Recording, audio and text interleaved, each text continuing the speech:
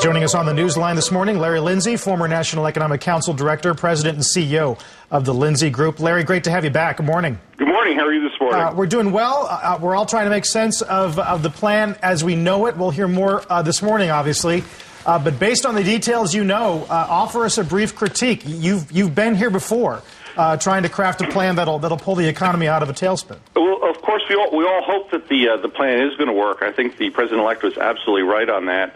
I think experience suggests that it may not be exactly what we need. On the tax cut side, for example, what they're proposing is essentially half, this is for the middle class, half of what the Bush tax cuts in 2001 did for middle-class people.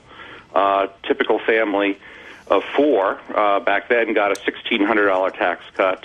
This time they're going to get $1,000, but incomes now are 25% higher. So it works out to be about half as much per person. Single mom gets about a third as much with a couple kids. So whatever you thought of the Bush tax cuts for the middle class, this only does half as much. Yeah, you'd rather attack employment taxes, right? I would. I mean, if the problem is jobs and job creation, it'd be just take the magnitude of what we're talking about. You could cut the Social Security payroll tax in half. The one that attacks you at the beginning of every year. Every year, it starts on day one. Right. It taxes you on the first 100,000 of income. So this is not something that goes to the rich. This is very much a worker-oriented tax.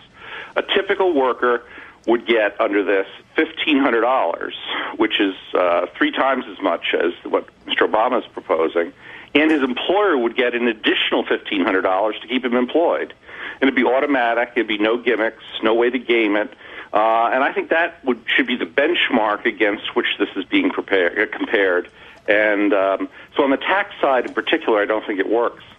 You've also got some thoughts on infrastructure and specifically worries that these so-called shovel-ready projects might actually come to fruition at a time when we no longer need it. Well, the CBO has a long-standing number on this, and that is that within a year of when the infrastructure money is appropriated, just 26 cents gets spent.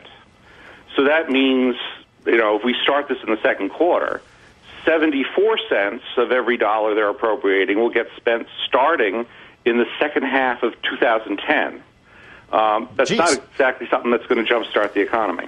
Doug? Just to echo what Larry's saying, Carla, I think efficiency really matters here. Speed matters here.